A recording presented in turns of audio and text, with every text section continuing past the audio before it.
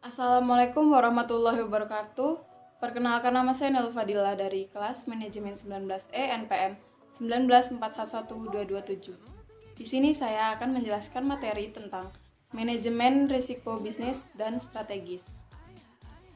Risiko strategis adalah risiko akibat ketidaktepatan dalam pengambilan atau pelaksanaan suatu keputusan strategis serta kegagalan dalam mengantisipasi perubahan lingkungan bisnis.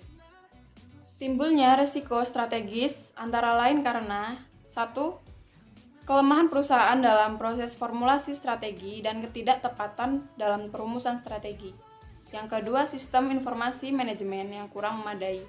Ketiga, hasil analisis lingkungan internal dan eksternal yang kurang memadai. Keempat, penetapan tujuan strategis yang terlalu agresif. Kemudian yang kelima, ketidaktepatan dalam implementasi strategi. Dan yang keenam, kegagalan dalam mengantisipasi perubahan lingkungan bisnis. Selanjutnya yaitu sumber risiko strategis. Yang pertama, kesesuaian strategis dengan kondisi lingkungan bisnis. Kedua, pengambilan strategi yang berisiko tinggi dan strategi berisiko rendah. Yang ketiga, posisi bisnis perusahaan dan pencapaian rencana bisnis perusahaan. Kemudian yaitu kesesuaian strategi dibagi menjadi dua, yaitu faktor internal dan faktor eksternal. Faktor internal yang pertama, visi, misi, dan arah bisnis yang ingin dicapai. Kedua, kultur organisasi. Ketiga, faktor kemampuan organisasi yang mencakup sumber daya manusia, infrastruktur, dan SIM. Yang keempat, tingkat toleransi risiko. Selanjutnya faktor eksternal. Yang pertama, kondisi makroekonomi. Kedua, perkembangan teknologi. Ketiga, tingkat persaingan usaha. Selanjutnya, pengambilan strategi. Tingkat risiko timbul dari pilihan strategi perusahaan.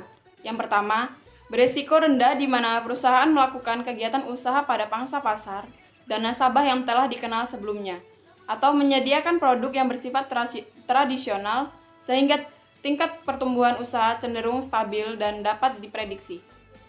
Kedua, beresiko tinggi di mana perusahaan berencana masuk ke dalam area bisnis baru, baik pangsa pasar, produk atau jasa, maupun nasabah baru.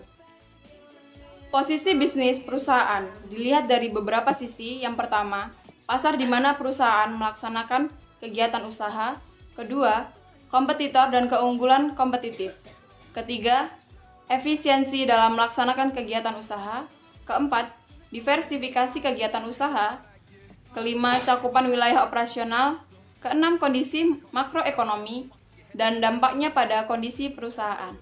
Selanjutnya, pencapaian rencana bisnis. Yang pertama akan memperlihatkan keberhasilan atau kegagalan kinerja perusahaan. Oleh karena itu, perlu senantiasa dimonitor realisasi rencana bisnis perusahaan. Yang kedua, tujuan penilaian ini adalah untuk mengukur seberapa besar deviasi realisasi bisnis dibandingkan dengan perencanaan strategis perusahaan.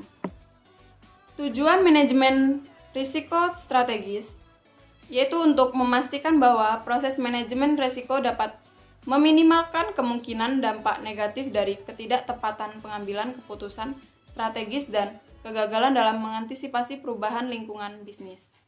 Penerapan manajemen risiko strategis bagi perusahaan yang ideal minimal terdiri dari 4, yaitu yang pertama, adanya pengawasan aktif Dewan Komisaris dan Direksi.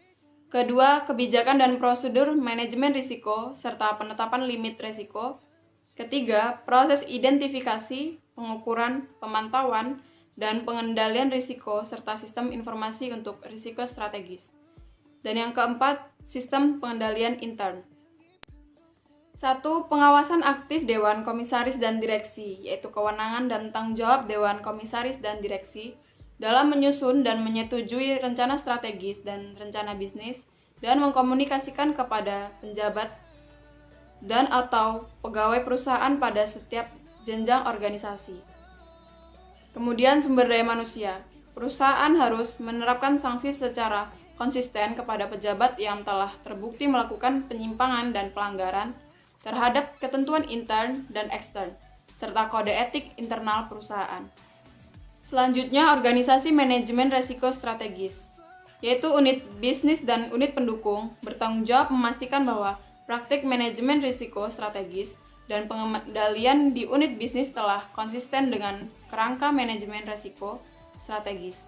Secara keseluruhan, dan unit bisnis dan unit pendukung telah memiliki kebijakan prosedur dan sumber daya untuk mendukung efektivitas kerangka manajemen risiko strategis.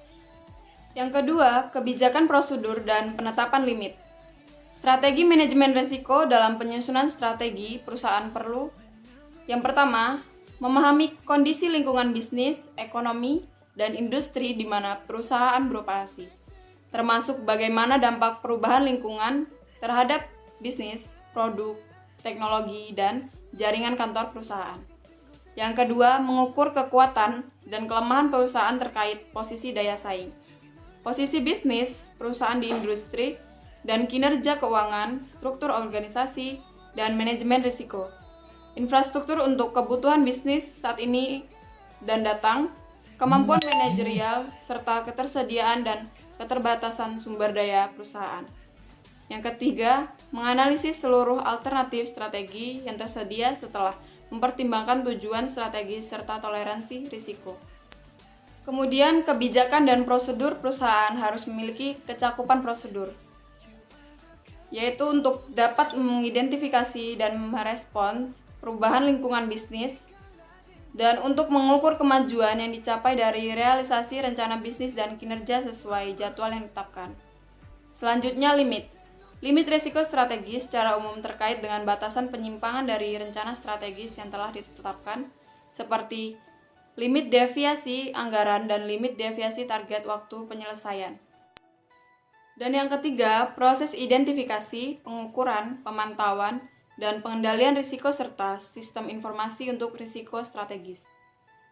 Identifikasi risiko strategis, perusahaan harus melakukan analisis risiko terutama terhadap strategi yang membutuhkan banyak sumber daya dan atau berisiko tinggi, seperti strategi akuisisi atau strategi diversifikasi dalam bentuk produk dan jasa.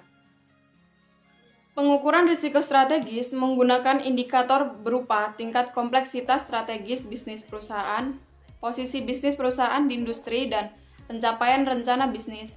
Peringkat risiko yaitu 1. Low, 2. Low to moderate, 3. Moderate, 4. Moderate to high, dan yang kelima high. Selanjutnya, pemantauan risiko strategis dilakukan secara berkala dengan memperhatikan pengalaman kerugian di masa lalu yang disebabkan oleh risiko strategis atau penyimpangan pelaksanaan rencana strategis, serta munculnya isu-isu strategis akibat perubahan operasional dan lingkungan bisnis yang memiliki dampak negatif terhadap kondisi bisnis dan kondisi keuangan. Pengendalian risiko strategis harus dimiliki oleh perusahaan untuk memantau kinerja, termasuk kinerja keuangan dengan cara membandingkan hasil aktual dengan hasil yang diperkirakan untuk memastikan bahwa risiko yang diambil masih dalam batas toleransi dan melaporkan deviasi yang signifikan kepada direksi, di mana harus disetujui dan ditinjau secara berkala. Selanjutnya, sistem informasi manajemen risiko strategis. Perusahaan harus memastikan bahwa SIM yang dimiliki telah memadai dalam rangka mendukung proses perencanaan dan pengambilan keputusan strategis dan ditinjau secara berkala. Dan yang terakhir yaitu sistem pengendalian intern. Penerapan sistem pengendalian intern secara efektif dapat membantu pengurus perusahaan menjaga aset. Kedua, menjamin tersedianya pelaporan keuangan dan manajerial yang dapat dipercaya. Ketiga, meningkatkan kepatuhan perusahaan terhadap ketentuan dan peraturan perundang-undangan yang berlaku. Keempat, mengurangi risiko terjadinya kerugian, penyimpangan, dan pelanggaran aspek kehati-hatian. Cukup sekian materi yang dapat saya sampaikan, kurang lebihnya saya mohon maaf. Wabillahi taufiq wal hidayah. Wassalamualaikum warahmatullahi wabarakatuh.